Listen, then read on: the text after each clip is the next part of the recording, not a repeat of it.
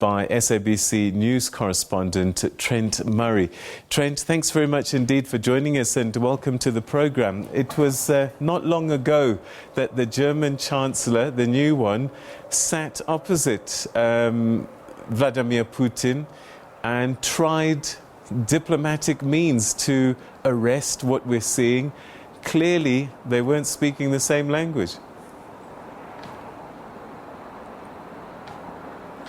Yeah, absolutely right. He was part of that conga line of European leaders that headed up to Moscow, wasn't he? Trying to talk President Putin back from the brink of war, but clearly was unable to, and given what we've seen in the past 24 hours, has been left, I think, pretty shocked, pretty horrified, like most of Europe, at what we have seen. In fact, we've just heard from Chancellor Scholz in the last couple of hours. He did a nationwide address, all the networks here covered it, and he actually spoke about that. He said, you know, we needed to have dialogue, but we also needed to not be naive. He said, President Putin ignored all of my warnings and efforts to find a diplomatic way out of here.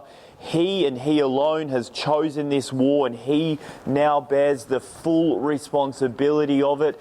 Chancellor Scholz is now in Brussels talking with those other European leaders about how to respond. He says he wants to make sure Russia pays a very high price for what it's done in the past day. Any indication of exactly what that means? France has used very strong language, the United States as well, but it seems as if it's almost everything but actual troops and force, but rather looking towards sanctions and escalating those. Is that Germany's position?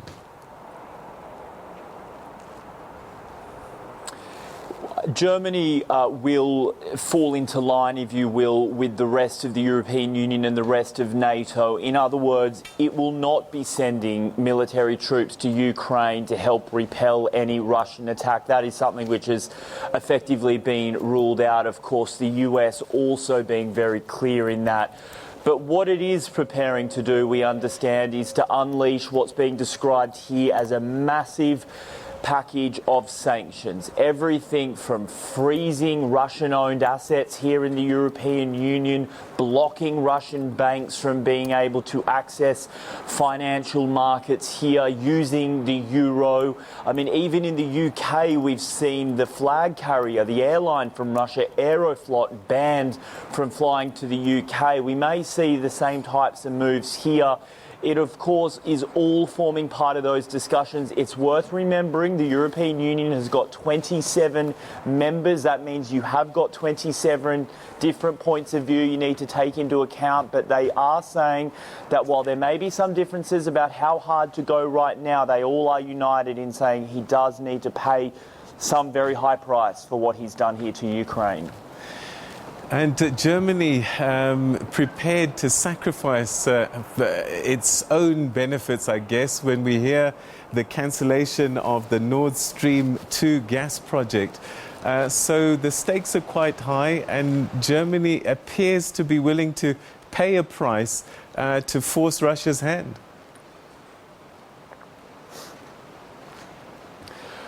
Yeah, well, that has really been part of the conversation here, actually, in the past 24 hours, is the economic hit that this country may be about to take because of the decisions that it's taken. I mean, about 50% of the gas used here in Germany comes from Russia. You can probably see I'm wearing a big coat now. It's the middle of winter. Without that gas, the country would really struggle to heat their homes. So there has been a discussion, not just from a consumer level, but also from those big industrial players, those big factories. Of course, Germany is a big manufacturing country, and so already the industry groups here are saying if there is a very big spike in energy prices, that could be really destructive to the economy. But the government is holding the line in all of this, saying peace and freedom in Europe does come with a price tag.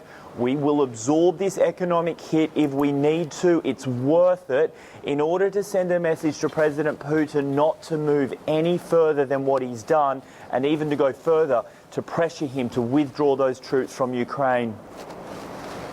All right, we're seeing images right next to you. You won't be able to see them of Independence Square in Ukraine, and it looks deathly quiet, and I guess because the authorities there basically telling everybody to stay at home, some in shelters across the country in the face of this invasion. But we wait to hear, I guess, from the German authorities what happens next after they've talked to their European counterparts. But this is unfolding, and hopefully we'll get more from you. We're going to have to leave it there for the time being, but thanks so much for your update for the time being.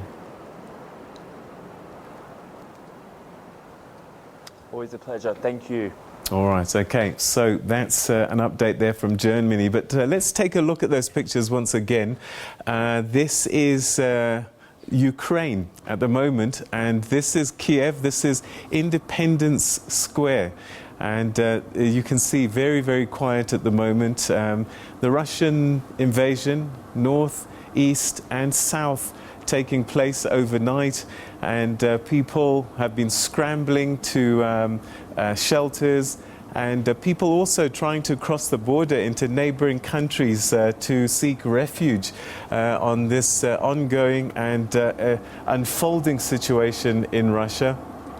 The Russians have now invaded Ukraine, and depending on your political persuasion, it could be seen as a military operation that Russia is under. The West calling it an invasion, and so, well, in the end, it is the Ukrainian citizens that have to deal with the missiles that have been fired into the country, and we'll continue, as I say, to unpack this rolling situation in Ukraine. And we're now joined via Zoom by Professor Donnacha or Beacháin, who's a Professor of Politics at the School of Law and Government, Dublin City University, where he lectures on post-Soviet politics. Thanks very much indeed for joining us, and welcome to the programme.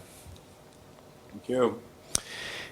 A lot of people didn't think that Vladimir Putin would actually go through with this, that there was a lot of posturing in the lead up to this week.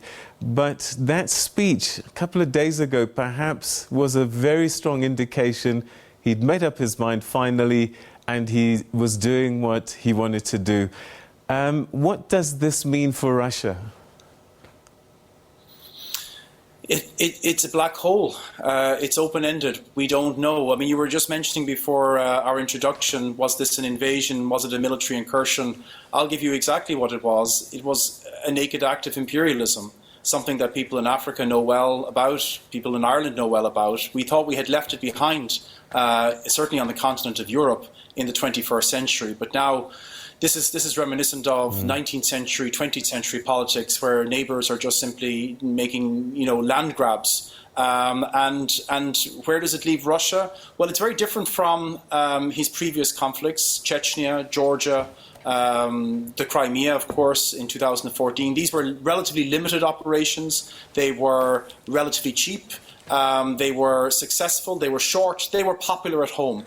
I'm not sure this meets all of those criteria. This will be lengthy, it will be expensive, it could be very unpopular in Russia if it doesn't go well. And all signs are that the Ukrainian people are now a risen people. They will defend their homeland, because the Russians are fighting for empire, they're fighting outside of their country, but the Ukrainians are fighting for their streets, their neighborhoods, their homes, their families. And that's a very different dynamic, again, as we know well, in our own respective countries. All right, so one issue that we in Africa have dealt with was the colonial borders. And what those borders did was split countries, cultures that belonged together, languages that belonged together. So if you look at Nigeria, to the north you have Niger and then you have Nigeria, but there are Hausa people between those two countries. The argument here is there are many people who feel more Russian than they do Ukraine. How do we deal with that reality? Because this is part of this equation, isn't it? Well, let's look at this from a number of perspectives. I take your point. Borders are artificial, not least in the borders of Europe, which are often the product of conquest, as they are in Africa. But, that has to work then always. I mean, Königsberg was German for centuries, and now is Kaliningrad part of Russia? Is Russia going to give it back to Germany? What about the Chechens? They live in Russia. They wanted a separate state, but they weren't allowed to have it. So, Russia it only works in one direction when it comes to self-determination. So self-determination for Russian people, and it has a very wide definition of what a Russian person is. So a Russian speaker, for example, is conflated with being a Russian or pro-Russian in Ukraine, which is why you get these inflated numbers about those with pro-Kremlin sympathies. But that's the reason. The reason for that is that Russian is so strong in Ukraine as a language is because of colonialism. It's because of Russification. And it would be as ridiculous as saying that in Ireland, because I speak English as a native language, that I am pro-English. I'm not. The Irish language was quashed as a result of the colonial process, just as the Ukrainian language was quashed in Ukraine. So, yes, there are a lot of Russian speakers, but actually the amount of people who have affection for Russia in Ukraine is quite small. Even in Donetsk and Luhansk, the areas which are in the highlighting now, the majority of people, the vast majority of people in the last census identified as Ukrainians, not Russians. So, we're hearing a lot of kind of false narratives from the Kremlin about why they're intervening. I mean, essentially the Kremlin is like an arsonist who is presenting themselves as a fire brigade. They have created a fire here, and now they're coming saying that they're there to protect people. They are saying that they're rescuing Ukraine from chaos, when they have been trying to subvert Ukraine for many years now. Why wasn't there similar outrage when Russia annexed Crimea? Well, that's a very good question. There should have been a lot more outrage because this was the first unilateral territorial change for decades, and it's arguably it was the lack of a reaction to the annexation of Crimea which emboldened Putin, because in advance of this recent invasion of Ukraine, people were talking about sanctions, but there have been sanctions in place since 2014, since the annexation of Crimea, and the Kremlin has not only absorbed those, but it has been emboldened, so that 8 years after the annexation of Crimea, far from being reeling from the effect of sanctions, Putin is back in Ukraine looking for more territory. So what's different now? What's at stake for the West? I'm finding it difficult to believe that Ukraine is so important to Western interests. Is it about pushing back against Russia, and Ukraine happens to be in the middle of it? Well, you're right about the indifference that's often displayed towards Ukraine, which has been Ukraine's misfortune. Ukraine has a very determined and resourceful and powerful adversary in the Kremlin, and it has relatively irresolute allies. It's not part of an international club. It's not part of NATO. It's not part of the European Union. If it was, it wouldn't be where it is right now. Estonia, which is to the north, is a tiny country which is 30 times smaller than Ukraine. Its population is actually more or less the size of Dublin. And they sleep in their beds at night in Estonia because they're part of NATO and part of the EU. But what is at stake here, I'll tell you, because I'm in Ireland and we're on the periphery of Europe. We're relatively far from Ukraine. But we see this as not only an attack on Ukraine, this is an attack on European values. This is an attack on the right of a country and a people to determine their own future. Ukraine, for all its faults, is a democracy. It's had 5 changes of president in the last 20 years. Compare that to Russia, which is a hyper-centralized dictatorship. This is a clash of values. And Putin made that clear in his speech this morning. He said that he was standing up for Russian values. He wasn't going to see what he called these artificial pseudo-values of Europe imposed upon him, which were against human nature. He didn't clarify exactly what he meant by that. I suggest he's probably talking about minority rights and LGBT rights and women's rights and things like that.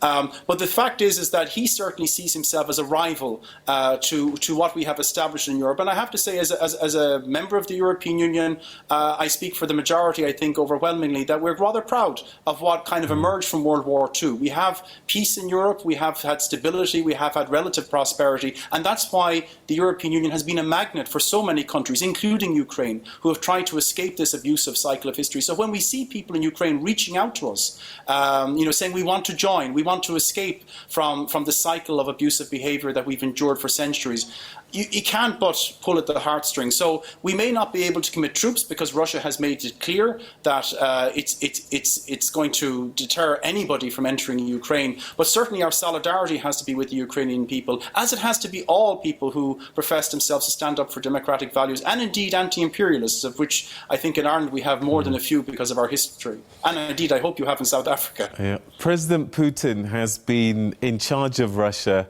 whether he was president or prime minister, for so long that sometimes we forget actually that he isn't Russia. Is this a personal crusade, or is this a general feeling of Russians, what's happening with Russia and Ukraine? Well, it is very much Putin's war. That is true. He does see himself as a messiah whose role is to restore Russia's place in the world. He did make this decision. He said it himself. It wasn't a collective decision. It was a personal one. He is supreme commander of the military forces. It is Putin's war. How much support it has among Russians? Well, his previous wars had a lot of popularity. This one, people are more divided. When it comes to the idea of protecting Russians or those who are presented as Russians in other countries, there's a high degree of support for Putin's activities. But for example, for recognizing Luhansk and Donetsk as independent states, as he did earlier this week, opinion polls suggest that only about 45% of people in Russia supported that. And I suspect if this war continues, as indeed it probably will, because the Ukrainians I don't think will give up without a fight, that may alter the calculus in politics in Russia, because it's a big risk for a dictatorship to engage in an open-ended war. Democracies, experience demonstrates, can survive losing a war. You look at the Americans in Vietnam, for example, or indeed even in Afghanistan. But it was the Afghan war that actually brought down the Soviet Union in many respects. And if you look at the Argentinians in 1982, when they tried to grab the Falkland Islands, it brought down that military dictatorship. So dictatorships are very different. They survive on the perception that they are invincible, that they have a monopoly of power, of force. And if they lose that legitimacy and that invincibility at home. So Putin has wagered everything on this. It's a high-stakes game that he's playing here. And I think that if we look at it quite objectively, I think he has a lot potentially to lose here as well. All right, we've run out of time, but perhaps finally, if you had to stick your neck out and advise the world about what's likely to happen next, what do you see as the next steps and what might unfold, and maybe unintended consequences for Russia and even the West as they try and help Ukraine? The unintended consequences are already becoming clear. He has united the European Union and NATO in an unprecedented way, because these are organizations which work on consensus and democracy, but they are united against this bullying of Ukraine. And Ukraine's place in Europe has never been so much in the focus. And I think that there's already talk, the Polish government, the Latvian government today were saying that Ukraine should be given fast-track candidate status to join the European Union. So in a way, Putin has created the very bogey that he's tried to subvert. I mean, he's afraid of losing Ukraine to the European Union and NATO, but by acting so aggressively towards Ukraine, he's only pushed them out of his reach, perhaps forever, because he's definitely lost the hearts and minds in Ukraine, and has done so a few years ago even. Professor, thank you very, very much indeed for your time. And we watch and let's see what happens next. But thanks for your insights tonight. You're welcome. My pleasure. All right. Okay, so again, we try as much as we can to make sense of events that have been taking place in Ukraine, the Russian invasion, as it's being called, act of imperialism, as it's being described by others, and a military operation described yet by other people that's taking place. We've heard missiles have been fired into Ukraine, and the Russian aggression, for want of another better word, to the south, west and southeast and the north of the country, and people scrambling for shelter, and others trying to cross the borders into neighbouring states.